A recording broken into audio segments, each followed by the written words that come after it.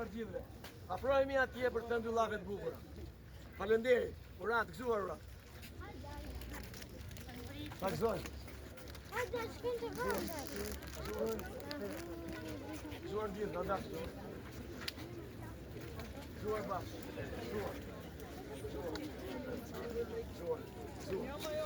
Gëzuar. Afrohemi atje.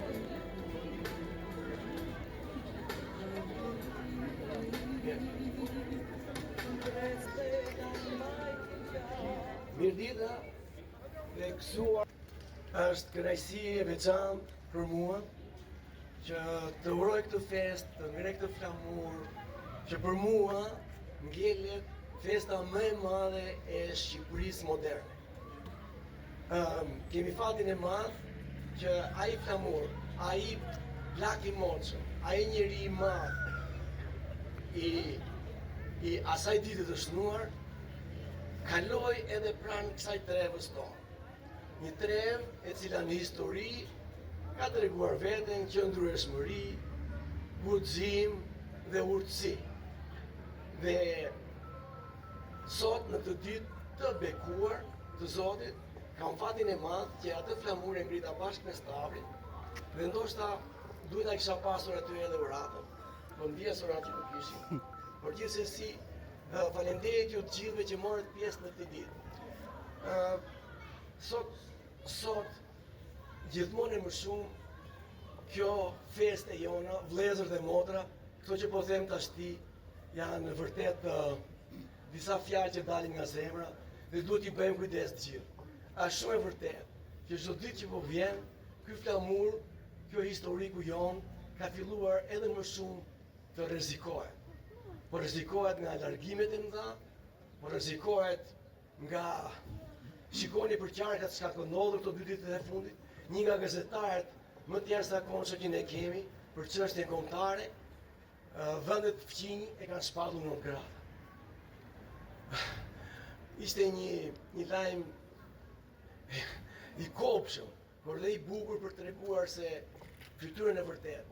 Ai njeri ka mbrojtur me dinjitet këtë flamur, këtë zgabon që ne kemi, këtë dinjitetin tonë.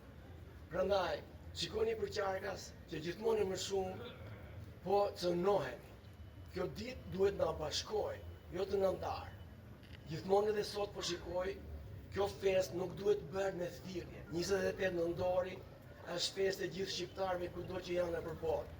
Edhe ne këtu sot jemi më pak, duhet ishim pak më shumë.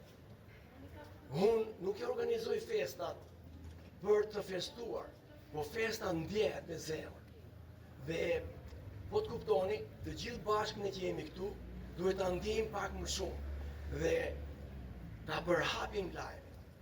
Ta përhapim këtë lajm kaq të madh të kësaj Shqipërie të vogël që kemi, që vërtet nuk është ajo që dëshironim. Nuk është ajo që luftuan ata që ngritën flamurin. Nuk është ajo që luftojnë përsëri ata shqiptarë për te asaj kufijej. Por gjithsesi, ne gjithë duhet na ngrohi sepse ne mbijetuam si kombë.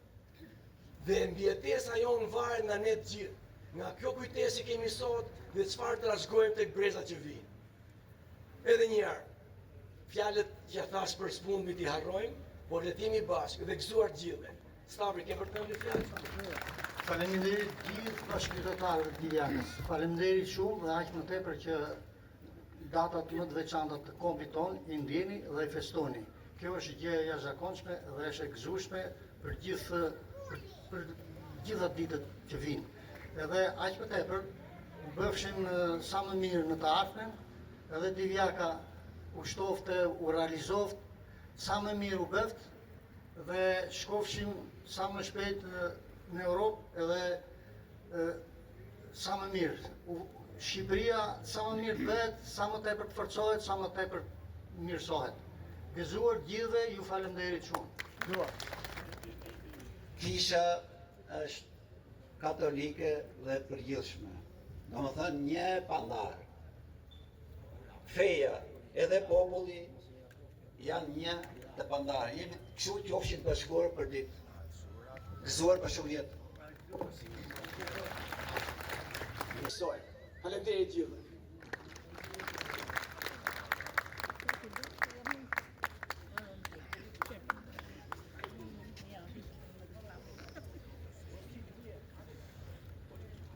Gëzuar 28-29 nëntorin. Janë këto dy data që dëshmojnë pjesën e ndritur të historisë tonë. 28 nëntori 1912, dita e flamurit, dita e mëdvesisë së kombit tonë, ditë kur kalvari i vuajtjeve dhe mendimeve të popullit do të merrte fund me pavarësinë, e cila u prit si ditë e shenjtë për çdo shqiptar. Shqiptarëve që dolën për liri. Ti kujtojmë këto dy data historike dhe përulemi të gjithë përpara tyre. Qyteti ynë është i lidhur ngushtë me këto dy data. Në 28 nëntor siguroi rrugën e Ismail Qemalit për në Vlorë dhe me 29 dhuroi gjakun e bijeve dhe bijave të tij për liri. Të nderuar pjesëmarrës, gëzuar 28-29 nëntorin.